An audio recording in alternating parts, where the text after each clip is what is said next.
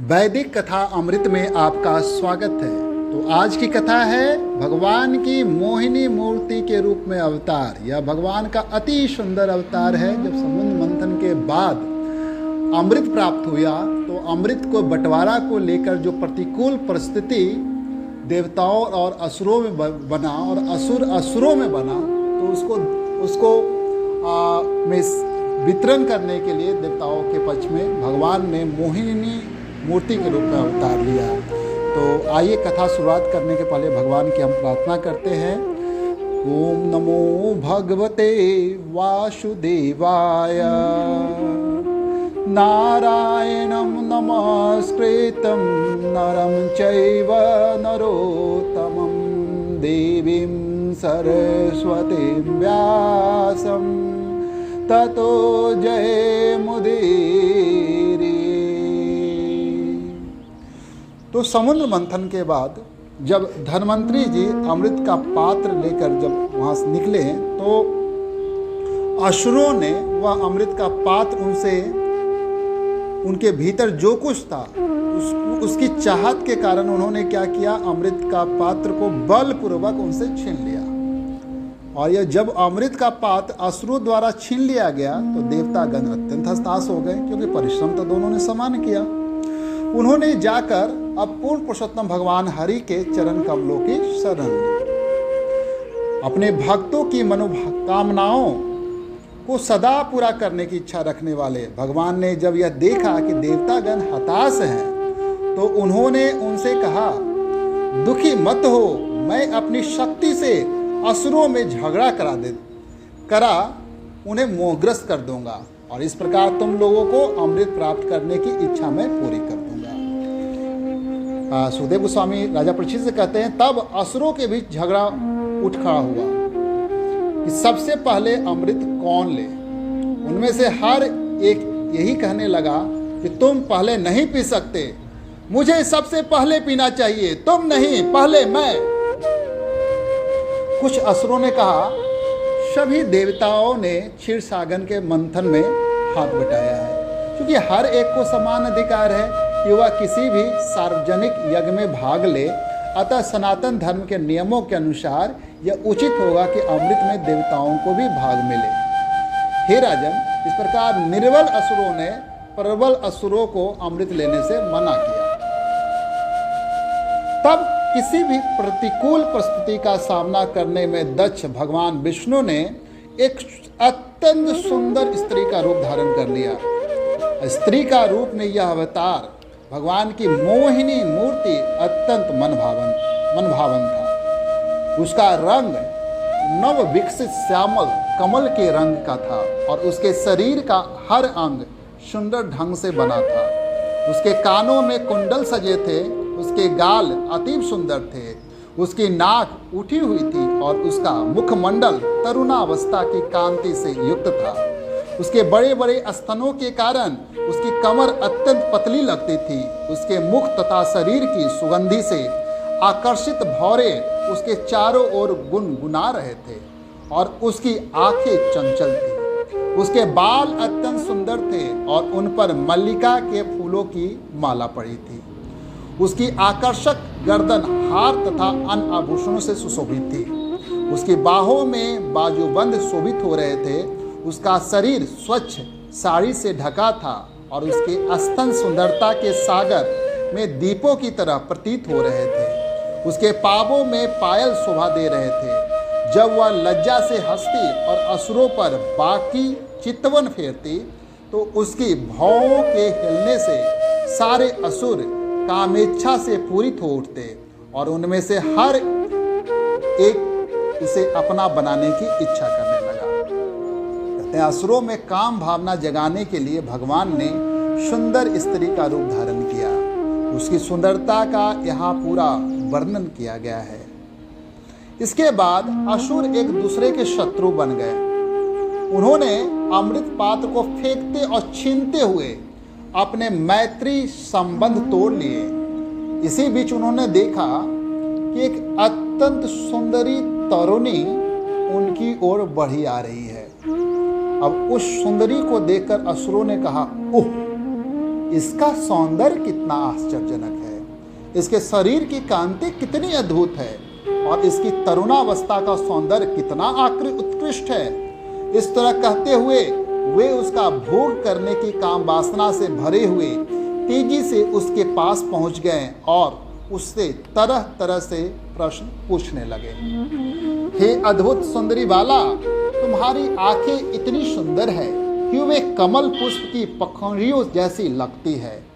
तुम आखिर हो कौन? तुम कहाँ से आई हो? यहाँ आने का तुम्हारा प्रयोजन क्या है और तुम किसकी हो? हे अद्वितीय सुंदर जांघों वाली, हमारे मन तुम्हारे दर्शन मात्र से ही विचलित हो रहे हैं।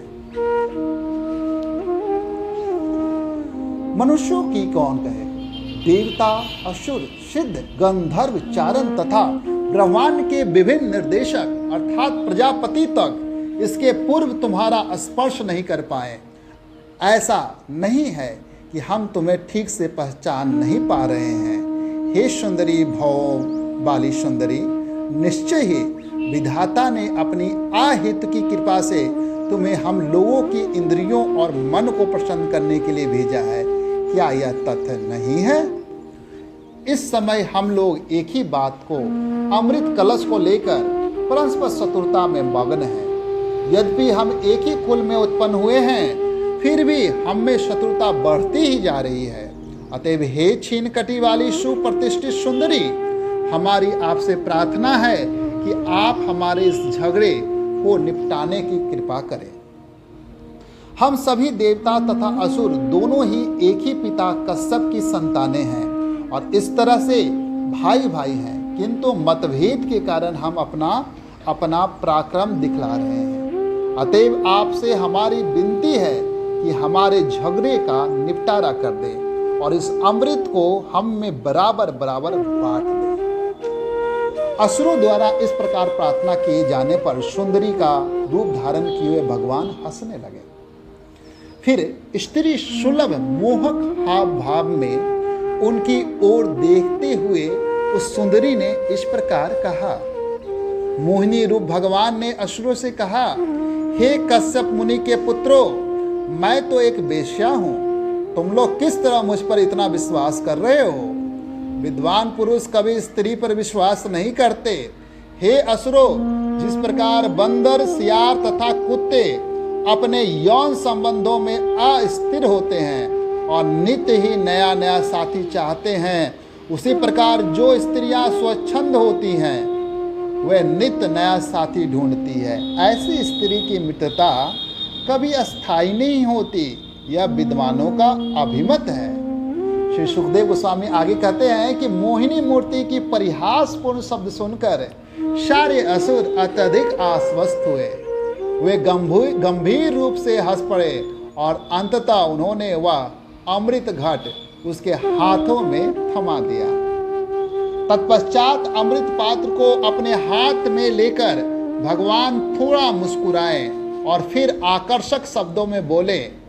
उस मोहिनी मूर्ति ने कहा, मेरे प्रिय असुरों, मैं जो कुछ भी करूं, चाहे वह खरा हो या खोटा, यदि तुम उसे स्वीकार करो तब मैं इस अमृत को तुम लोगों में बांटने का उत्तरदायित्व ले सकती हूँ। असुरों के प्रधान निर्णय लेने में अधिक पटु नहीं थे। अतः मोहिनी मूर्ति के मधुर शब्दों को सुनकर उन्होंने तुरंत हामी भर दी और कहा, हाँ, आपने जो कहा है वह बिल्कुल ठीक है। इस तरह असुर उसका निर्णय स्वीकार करने के लिए राजी हो गए। तब असुरों तथा देवताओं ने उपवास रखा। स्नान करने के बाद उन्होंने अग्नि में घी की आहुतियां डाली और गायों, ब्राह्मणों और समाज के अन्य वर्णों, क्षत्रियों, वैश्यों और शूद्रों को उनकी पात्रता के अनुसार दान दिया। तत्पश्चात असुरों तथा देवों ने ब्राह्मणों के निर्देशन में अनुष्ठान संपन्न किया।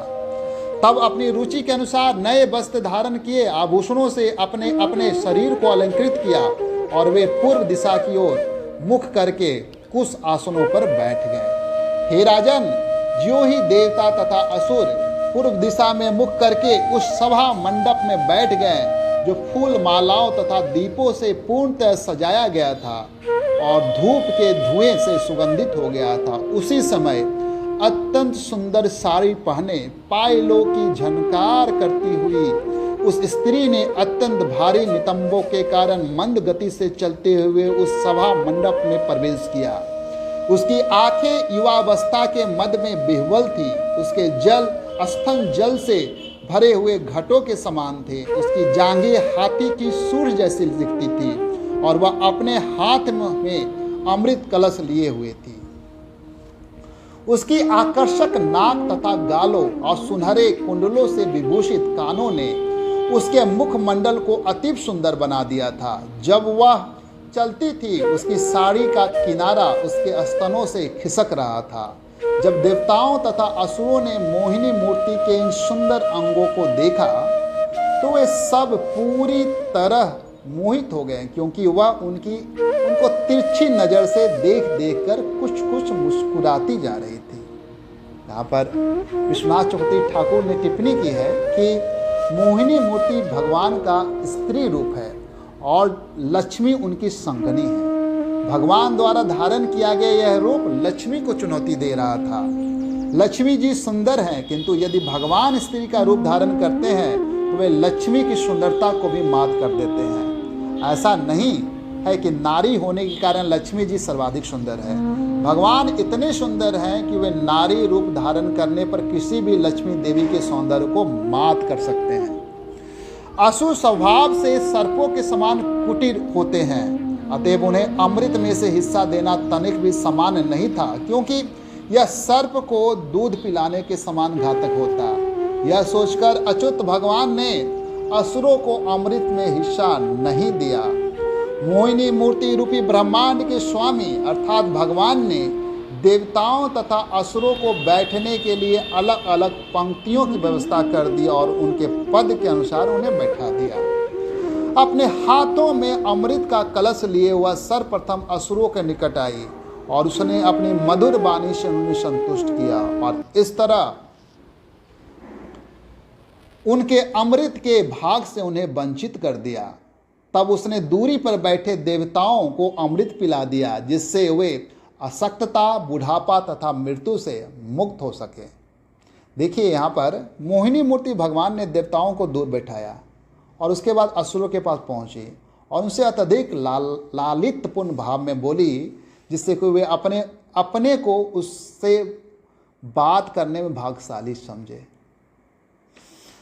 आगे कह रहे हैं कि हे राजन, चूंकि असुरों ने वचन दिया था कि वह स्त्री जो कुछ भी करेगी, चाहे न्यायपूर्ण हो या अन्यायपूर्ण, उसे वे स्वीकार करेंगे।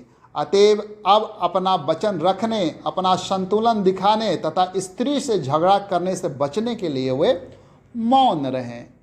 असुरों को मोहिनी मूर्ति से प्रेम तथा एक प्रकार का विश्वास हो गया था और उन्हें भय था कि उनके संबंध कहीं डगमगा न जाएं। अतएव उन्होंने उसके वचनों का आदर सम्मान किया और ऐसा कुछ भी नहीं कहा जिससे उसके साथ उनकी मित्रता में बाधा पड़े।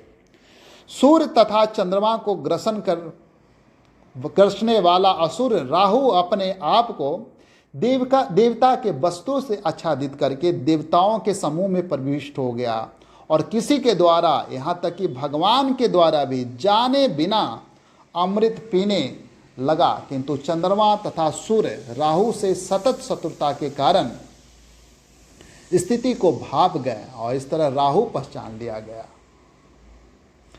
भगवान हरि ने छुरे के समान तेज धार वाले अपने चक्र को चलाकर तुरंत ही राहु का सिर छिन्न कर दिया।